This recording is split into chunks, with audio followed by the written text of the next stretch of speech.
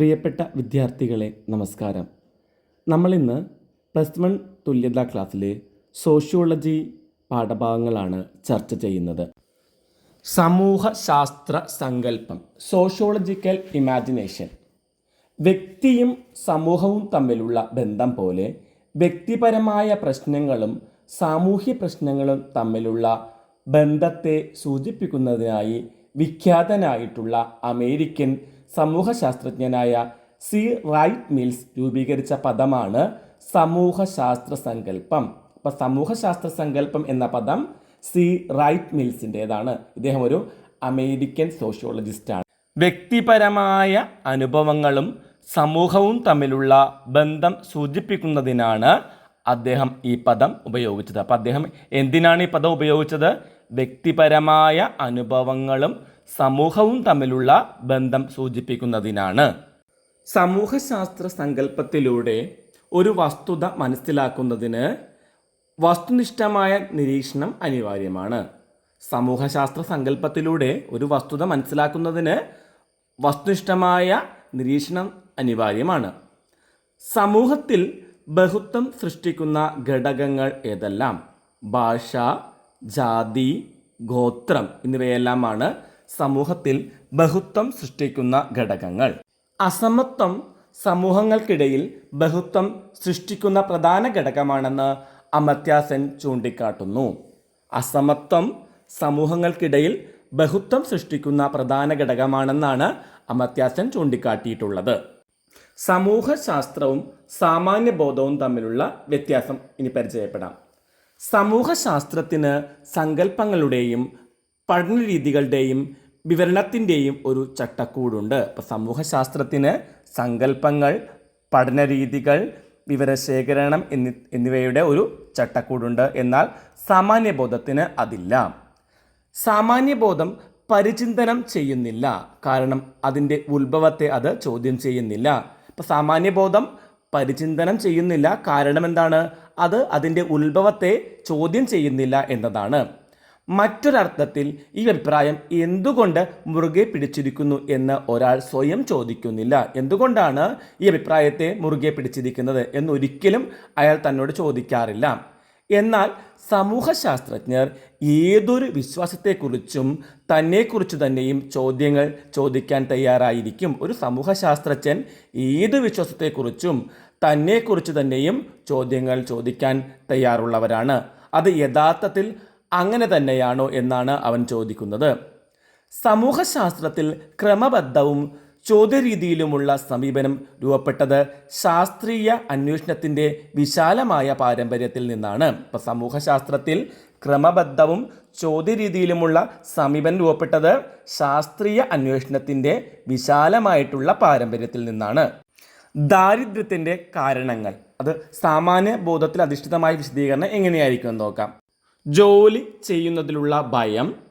ദരിദ്രർ പ്രശ്ന കുടുംബങ്ങളിൽ നിന്ന് വരുന്നവരാണ്. വരവിനനുസരിച്ച് ചെലവുകൾ ക്രമീകരിക്കാൻ അവർക്ക് പ്രാപ്തിയില്ല.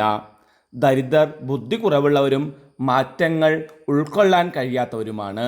അപ്പം ജോലി ചെയ്യാനുള്ള ഭയമെന്നും ദരിദ്രർ പ്രശ്ന കുടുംബങ്ങളിൽ നിന്ന് വരുന്നവരാണ്. പിന്നെ വരവിനനുസരിച്ച് ചെലവുകൾ ക്രമീകരിക്കാൻ അവർക്ക് കഴിയുന്നില്ല. ദരിദ്രർ ബുദ്ധി കുറവുള്ളവരാണ്, മാറ്റങ്ങൾ ഉൾക്കൊള്ളാൻ കഴിയാത്തവരാണ് എന്നൊക്കെയുള്ള ചിന്തകളാണ് ഈ സാമാന്യബോധത്തിൽ അധിഷ്ഠിതമായ ദാരിദ്ര്യത്തിൻ്റെ കാരണങ്ങൾ. എന്നാൽ സമൂഹശാസ്ത്രമായ വിശദീകരണം എന്താണെന്ന് നോക്കിയാലോ. വർഗ സമൂഹത്തിലെ അസമത്വങ്ങളാണ് സമകാലിക സമൂഹത്തിൽ ദാരിദ്ര്യത്തിനുള്ള കാരണം. വർഗ സമൂഹത്തിലെ അസമത്വങ്ങളാണ് ഒരു സമകാലിക സമൂഹത്തിൽ ദാരിദ്ര്യത്തിനുള്ള കാരണം. സ്ഥിരമായ തൊഴിലില്ലാത്തവരും കുറഞ്ഞ വേതനമുള്ളവരുമാണ് ഇത് അനുഭവിക്കുന്നത്. അപ്പോൾ ദാരിദ്ര്യം അനുഭവിക്കുന്നത് സ്ഥിരമായ തൊഴിലില്ലാത്തവരും കുറഞ്ഞ വേതനമുള്ളവരുമാണ്. സ്വാഭാവികമോ വ്യക്തിപരമോ ആയ വിശദീകരണങ്ങളാണ് സാമാന്യ ബോധ വിശദീകരണങ്ങളുടെ അടിസ്ഥാനം. അപ്പോൾ സാമാന്യ ബോധ വിശദീകരണങ്ങളുടെ അടിസ്ഥാനം എന്താണ്? സ്വാഭാവികമോ വ്യക്തിപരമോ ആയ വിശദീകരണങ്ങളാണ്. വ്യവസായവൽക്കരണത്തിൻ്റെ അനന്തര ഫലങ്ങൾ എന്തെല്ലാമായിരുന്നു?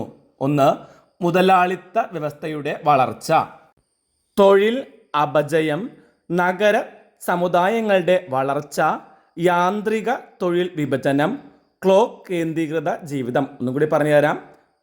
തൊഴിൽ അപജയം, നഗര സമുദായങ്ങളുടെ വളർച്ച, യാന്ത്രിക തൊഴിൽ വിഭജനം, ക്ലോക്ക് കേന്ദ്രീകൃത ജീവിതം. ഒന്നാമത്തേത് മുതലാളിത്ത വ്യവസ്ഥിതിയുടെ വളർച്ച. ക്ലോക്ക് കേന്ദ്രീകൃതമായ ജീവിതം എന്താണെന്ന് നോക്കാം. വ്യവസായവൽക്കരണത്തിൻ്റെ ഫലമായി ക്ലോക്ക് സമയത്തിൻ്റെ പ്രാധാന്യം വർദ്ധിച്ചു. വ്യവസായവൽക്കരണത്തിൻ്റെ ഫലമായിട്ട് ക്ലോക്ക് സമയത്തിൻ്റെ പ്രാധാന്യം വർദ്ധിക്കുന്നു. സാമൂഹ്യ സംഘാടനത്തിൻ്റെ അടിസ്ഥാനം ക്ലോക്ക് സമയമായി മാറി. സമയം പണമാണ്, അത് പാഴാക്കാനുള്ളതല്ല, വ്യയം ചെയ്യേണ്ടതാണ് എന്ന ചിന്ത തൊഴിലാളികളിലും മുതലാളിമാരിലും വളർന്നു വന്നു. സമൂഹശാസ്ത്രത്തിൻ്റെ വളർച്ച ഇന്ത്യയിൽ. ആധുനിക മുതലാളിത്തത്തിൻ്റെയും വ്യവസായവൽക്കരണത്തിൻ്റെയും അവിഭാജ്യ ഘടകമായിരുന്നു കൊളോണിയലിസം. അപ്പം ആധുനിക മുതലാളിത്തത്തിൻ്റെയും വ്യവസായവൽക്കരണത്തിൻ്റെയും അവിഭാജ്യ ഘടകമായിരുന്നു കൊളോണിയലിസം. മുതലാളിത്തത്തെക്കുറിച്ചും ആധുനിക സമൂഹങ്ങളുടെ മറ്റ് തലങ്ങളെക്കുറിച്ചും പാശ്ചാത്യ സാമൂഹ്യ ശാസ്ത്രജ്ഞന്മാർ നടത്തിയ രചനകൾ ഇന്ത്യയിലെ സമൂഹ മാറ്റത്തെക്കുറിച്ച് അറിയുന്നതിന് ഏറെ സഹായകരമാണ്. കൊളോണിയലിസത്തിൻ്റെ ഭാഗമായി ഇന്ത്യയിൽ രൂപം കൊണ്ട നഗരവൽക്കരണം പാശ്ചാത്യ വ്യവസ്ഥയിൽ നിന്ന് ഏറെ വിഭിന്നമാണ്. അപ്പം ഇന്ത്യയിൽ രൂപം കൊണ്ട നഗരവൽക്കരണം പാശ്ചാത്യ വ്യവസ്ഥയിൽ നിന്ന് വളരെ വ്യത്യാസമുള്ളതായിരുന്നു. സമൂഹശാസ്ത്രം, സമൂഹ നരവംശാസ്ത്രം.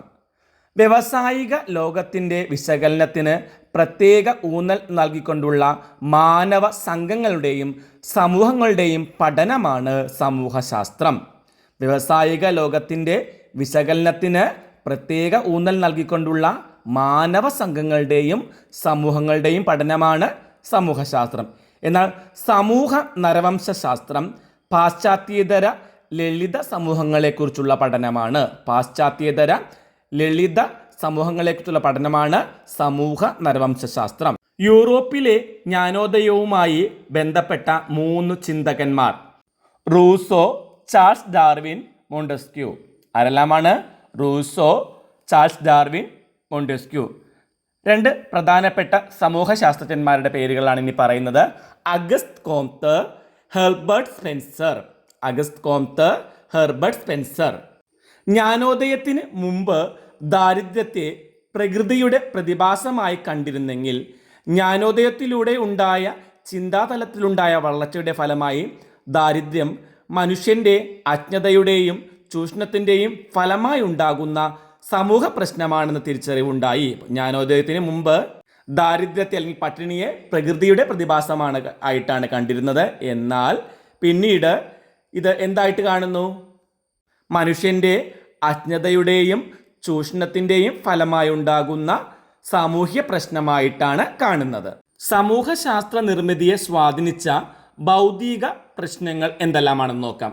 വ്യവസായവൽക്കരണം, തൊഴിൽ അപജയം, യാന്ത്രികമായ തൊഴിൽ വിഭജനം, നഗര സമുദായങ്ങളുടെ വളർച്ച, സമയത്തിൻ്റെ പ്രാധാന്യം.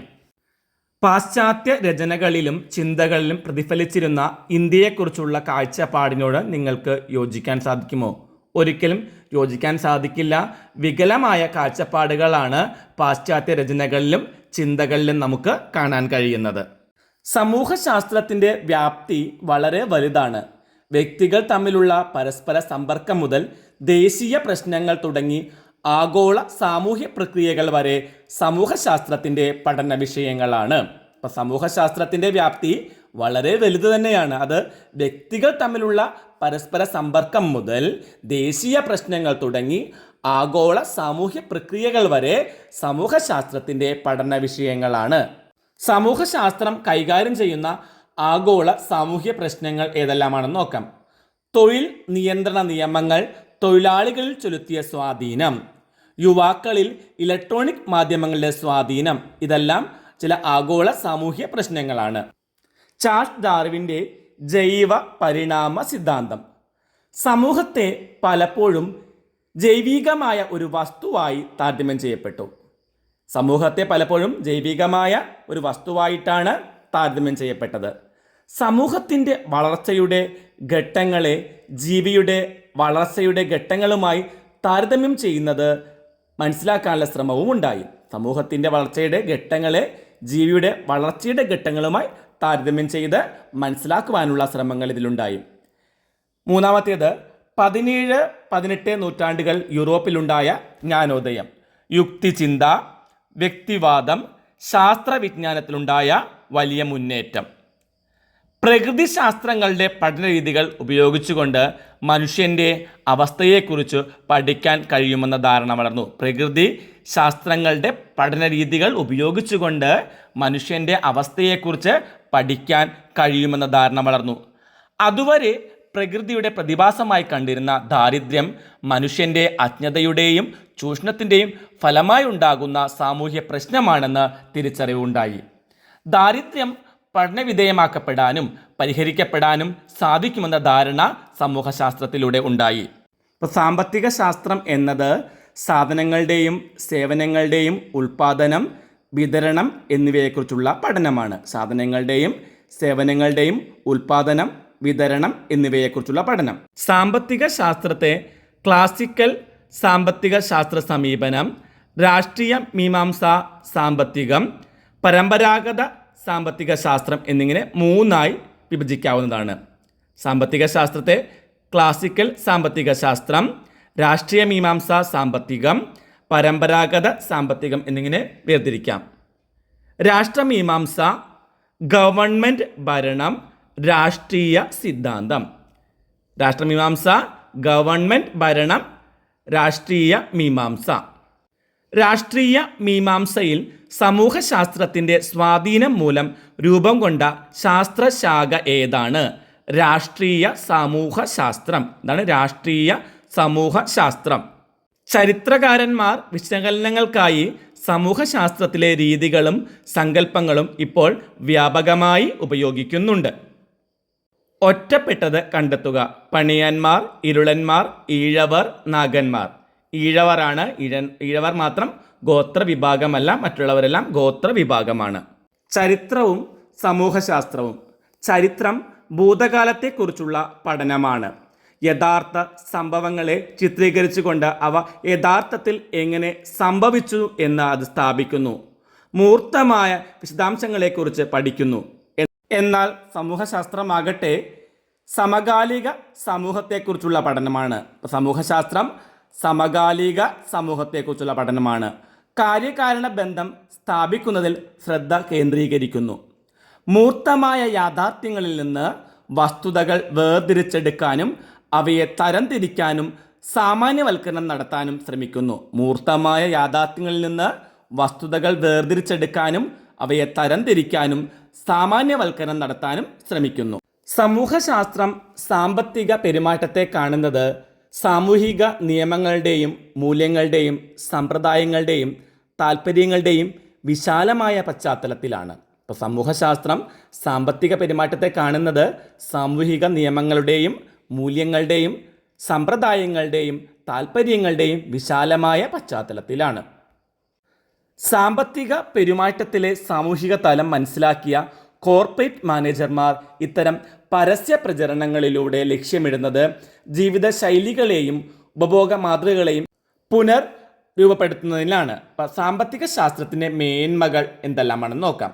സാമ്പത്തിക ശാസ്ത്രത്തിൻ്റെ വ്യാപ്തി അതിനെ ഉയർന്ന ഒരു ശ്രദ്ധാകേന്ദ്രവും സമഗ്രമായ വിഷയവുമായി വികസിക്കുന്നതിന് സഹായകമായിട്ടുണ്ട്.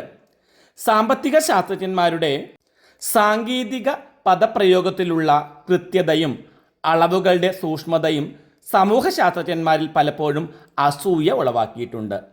സിദ്ധാന്തങ്ങളെ പ്രയോഗവൽക്കരിക്കുന്നതിൽ സാമ്പത്തിക ശാസ്ത്രജ്ഞർക്കുള്ള കഴിവ് പൊതുനയ രൂപീകരണങ്ങളിൽ വ്യക്തമായ സ്വാധീനം ചെലുത്താറുണ്ട്.